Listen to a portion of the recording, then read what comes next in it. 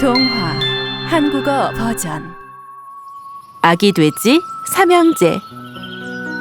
옛날에 엄마 돼지와 아기 돼지 삼형제가 살고 있었어요.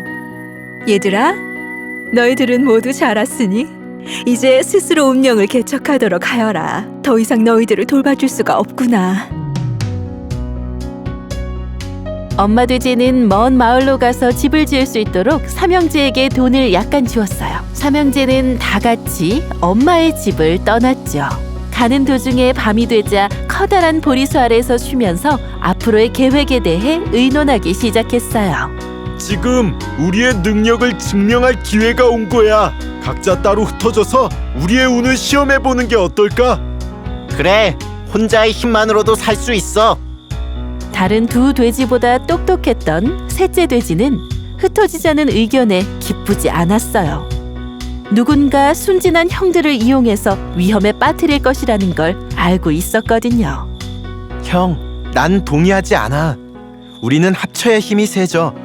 힘을 분산하면 안 돼. 넌 항상 가르치려 드는구나. 우리도 할 일과 하지 말아야 할 일은 안다고. 그래, 우린 너의 연설을 들을 만큼 마마보이가 아니라고.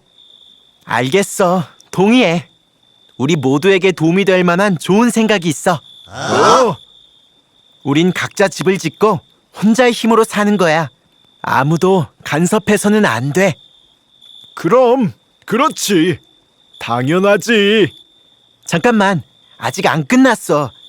서로 가까이에 집을 지어서 곤란한 상황에 대비하자. 서로 도울 수 있도록. 그래, 너의 말이 맞다. 그래, 알겠어. 동의해. 하지만 그럴 일은 없을 것 같은데? 다음 날 아침, 돼지들은 집을 지을 곳을 정하고 집을 지을 재료를 구하러 떠났어요. 지프로 집을 지으면 돈도 많이 안 들고 집 짓기도 쉽겠지. 남은 돈으로 잠을 자기에 편한 침대를 살 수 있을 거야.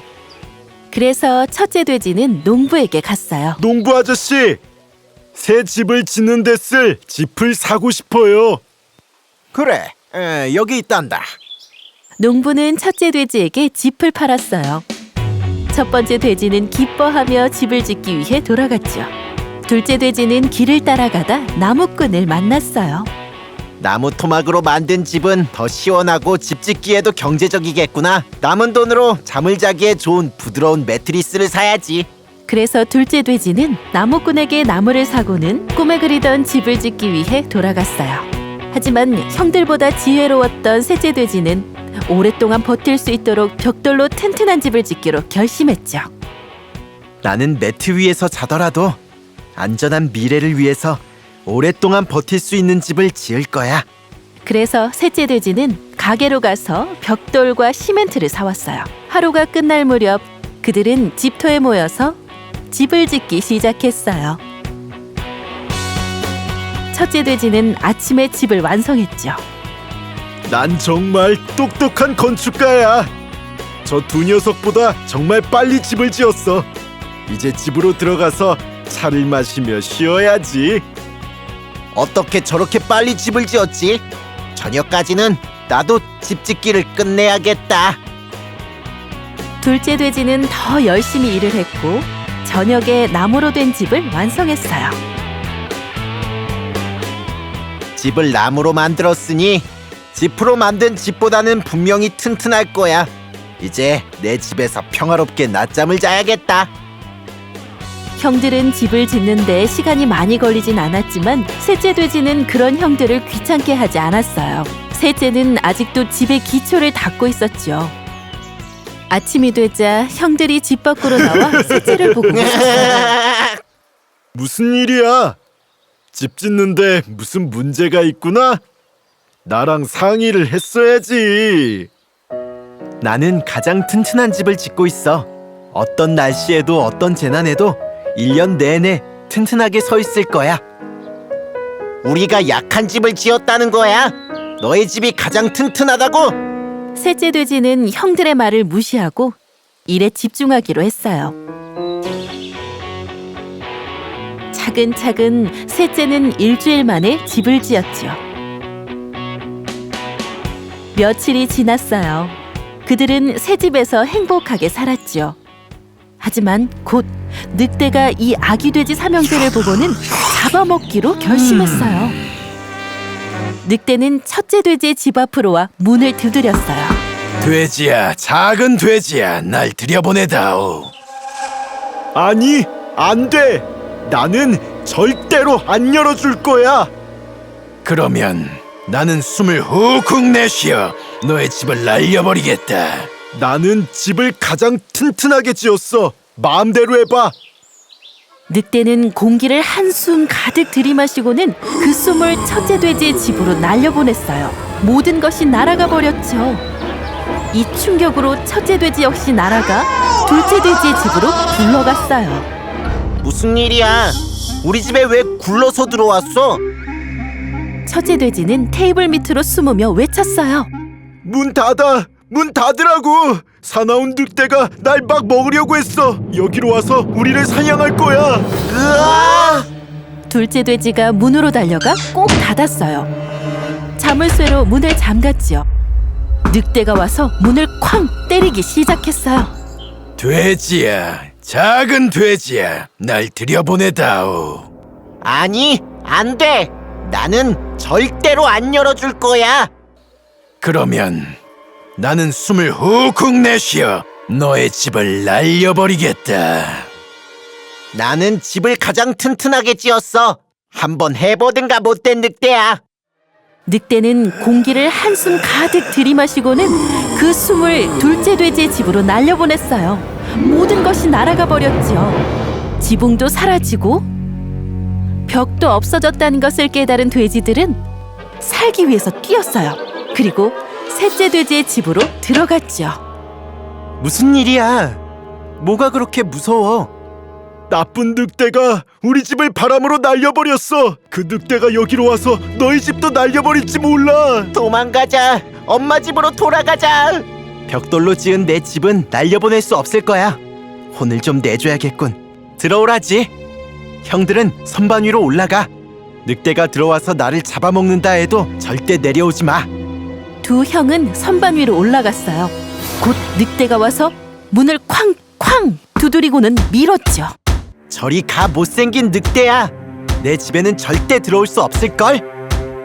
너는 내가 얼마나 힘이 센지 모르는구나. 나는 숨을 훅훅 내쉬어 너의 집을 날려버리겠다. 너의 형들의 집도 날려버렸지. 그럼 한번 해보시지. 숨이 넘어가도록 불어도 성공하지 못할걸. 늑대는 공기를 한숨 가득 들이마시고는 그 숨을 셋째 돼지의 집으로 날려보냈어요. 하지만 집은 그대로 있는 게 아니겠어요? 늑대는 더 큰 숨을 내쉬며 다시 해보았지만 집은 꿈쩍도 하지 않았어요. 몇 번 더 시도하던 늑대는 숨이 차서 바닥에 쓰러졌어요. 그러나 못된 늑대는 다시 일어나 문을 부수기 위해서 멀리서 달려왔어요. 형제들은 창문 유리를 통해 늑대가 뛰어오는 것을 보았죠. 형제들은 모두 함께 등으로 문을 밀었어요. 늑대가 온 힘을 다해 달려와서 쾅! 부딪혔어요. 천천히 문을 열어 늑대가 바닥에 쓰러져 있는 것을 본 셋째 돼지는 다시 문을 잠갔죠. 늑대가 쓰러졌어.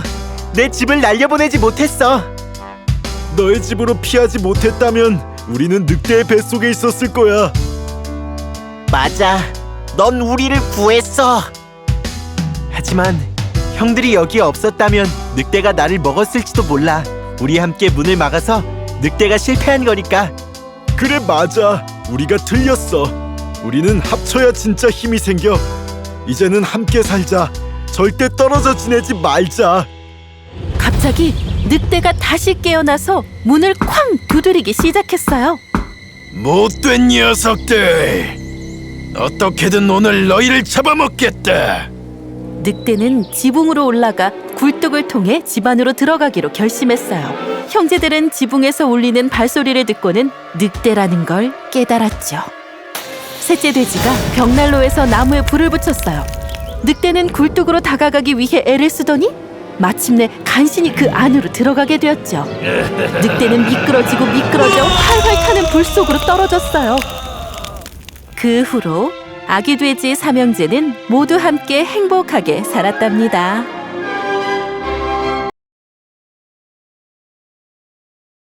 어요. 벌집 안에 있는 모두에겐 오늘이 중요한 하루였죠. 왜냐하면 오늘은 아기 벌들이 태어나는 날이거든요. 이 이야기는 아주 특별한 벌에 관한 이야기입니다. 눈이 너무 따가워. 여긴 왜 이렇게 깜깜하지? 와! 오늘 들려드릴 이야기는 꿀벌 마야에 관한 이야기입니다. 서둘러요. 다 데리고 나와요. 다들 그대로 있어. 그럼 네 이름은 마야? 마야. 잠깐, 왜 마야예요? 이름이 왜 필요하죠? 그게 아가 벌들이 질문할 거란 얘기는 못 들었는데. 근데 뭐 우린 모두 이름이 있단다. 남들이 우릴 부를 수 있게. 내가 이랬다고 해봐. 어이, 꿀벌! 네. 지금 나 불렀어요? 이젠 왜 이름이 필요한지 알겠어? 왜냐하면 우린 다 똑같잖아요. 물론 다른 점도 있지만요. 그래, 아주 정확한 지적이야. 마야가 정말 제대로 봤는데? 모두 날 따라오렴. 밖으로 가자. 마야는 눈이 휘둥그레졌어요. 마치 빛나는 황금 풍선 안에 있는 기분이었죠. 모든 꿀벌이 각자 할 일로 바빴어요. 몇몇은 분주히 벌집을 청소했고 몇몇은 다이아몬드처럼 생긴 것에 꽃가루를 붓느라 바빴어요. 몇몇은 그냥 줄을 지어 걷고 있었죠. 자, 그럼 각자 할 일을 정해줄 거야. 벌집을 청소하는 사람은 청소벌이야. 그리고 또 수집벌이 있고 일벌도 있단다. 왜 다들 이래야 해요? 대체 넌 어떤 벌이니? 벌은 질문하지 않아. 아우, 너무 뭐라 하지 마요, 줄리안. 아직 꼬마 벌이잖아요. 마야, 벌은 일을 해야 해. 일을 하지 않으면 모두가 혼란스럽고 쓸모 없어질 테니까. 청소벌이 청소를 안 하면 벌집이 지저분해져. 수집벌이 화미를 수집하지 않으면 화밀이 뭐예요? 꿀은 꽃에서 나오는 화밀이란 것으로 만든단다. 저기 봐. 보이니? 저들은 수집벌이야. 수집벌이 꽃에서 화밀을 가져오면 일벌이 이 화밀로 꿀을 만드는 거야. 수집벌이 꽃에서 화밀을 가져와요? 근데 꿀을 어디에 담아 옮겨요? 아우, 귀여운 꼬마 꿀벌 같으니. 당연히 꽃꿀 위에 담아오지. 우리 모두 갖고 있어. 아, 그래서 제가 배가 고픈 거군요. 아니란다. 그건 또 다른 위야. 계속 질문하게 놔뒀다간 온종일 여기 갇혀 있을 거예요. 왜 종일 여기 있으면 안 되는데요? 시간이 흐르고 새로운 꿀벌들에게 일이 주어졌어요. 몇몇은 벌집 안을 청소하고 몇몇은 밖에서 마른 잎을 치웠고 몇몇은 꽃에서 화미를 수집했고 몇몇은 벌집을 지켰어요.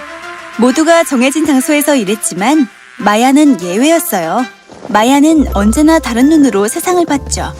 모두가 손으로 벌집을 청소할 때 마야는 입으로 후 하고 불고는 일을 다 끝냈다고 했어요. 벌들이 줄 맞춰서 걸을 때면 왜 날 골치 아프게 하는 거야? 나만 내 자리를 못 찾는다고 다들 걱정해요. 그래서 줄을 맞춰 걸을 수 있나 보려고요. 아저씨처럼요. 글쎄다, 내가 볼 땐 넌 완벽하게 잘못하고 있어. 하지만 아저씨는 아저씨고 저는 저잖아요. 어떻게 아저씨랑 똑같이 걸어요? 말해봐요. 그럼 아저씨는 이렇게 걸을 수 있어요? 당연히 걸을 수 있지. 잘 봐. 내가 뭘 하는 거야? 이 꼬마야, 너 때문에 집중이 안 되잖아. 넌 대체 어떤 벌이냐? 이런, 나만 뒤쳐졌어. 일벌인 카산드라와 심지어 여왕벌조차 마야를 위해 적합한 일을 찾지 못했어요. 마야는 모든 일을 신기한 듯 바라보았고 잔뜩 질문만 했어요. 커다란 벌림, 머리에 쓴 게 뭐예요?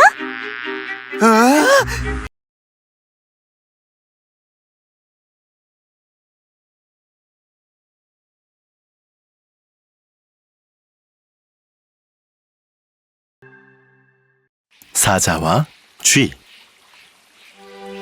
옛날에 숲을 지배하는 사자가 살았어요. 어느 날 식사를 마친 사자는 나무 아래에서 잠이 들었답니다. 작은 쥐는 사자를 보고 사자 위에서 놀면 재미있겠는걸? 이라고 생각했어요. 쥐는 잠자는 사자 위를 오르락 내리락 하기 시작했습니다. 꼬리를 타고 올라갔다가 미끄러져 내려왔어요.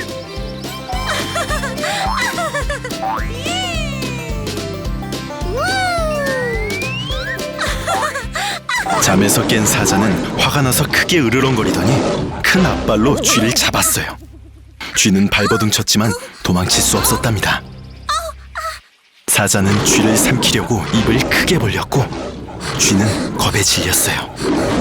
왕이시여, 무서워요. 저를 먹지 마세요. 이번 한 번만 용서해 주세요. 보내주세요. 이 은혜 절대 잊지 않겠습니다. 언젠가 꼭 갚을게요.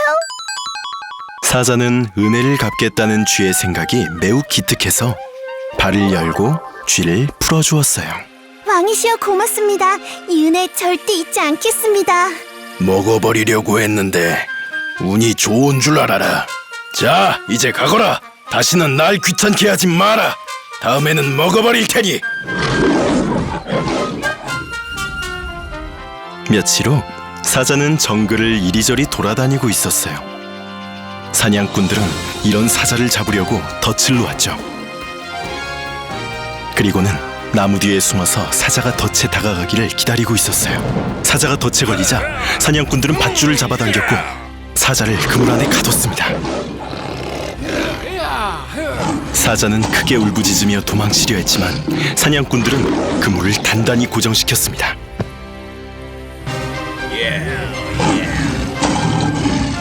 사냥꾼들은 사자를 운반할 수레를 가져오기 위해 마을로 돌아갔어요. 사자는 여전히 크게 울부짖고 있었습니다. 쥐를 포함한 모든 동물들이 사자의 울부짖음을 들었어요. 왕이 위험에 빠졌구나. 은혜를 갚아야겠어. 쥐는 곧바로 사자에게 달려갔어요. 왕이시여, 걱정 마세요. 제가 구해드릴게요. 쥐는 덫을 타고 올라가 날카로운 이빨로 밧줄을 갈기 시작했어요.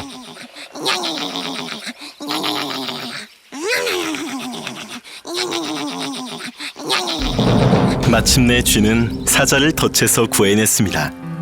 사자는 이렇게 작은 쥐라도 도움이 될 수 있다는 것을 깨달았어요. 고맙구나, 쥐야. 내 다시는 널 해치지 않겠다. 숲에서 행복하게 살거라. 넌 왕의 목숨을 구했도다. 이제 넌 이 숲의 왕자다. 고맙습니다. 안녕. 또 뵙겠습니다. 어디로 가느냐? 내 위에서 놀고 꼬리에서 미끄럼도 타지 않겠느냐?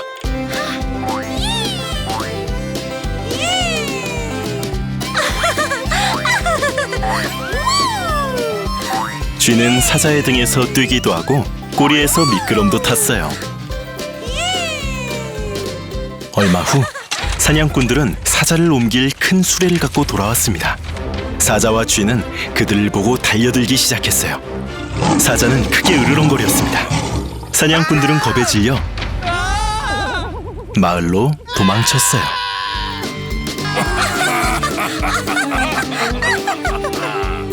이렇게 해서 사자와 쥐는 영원한 친구가 되었답니다.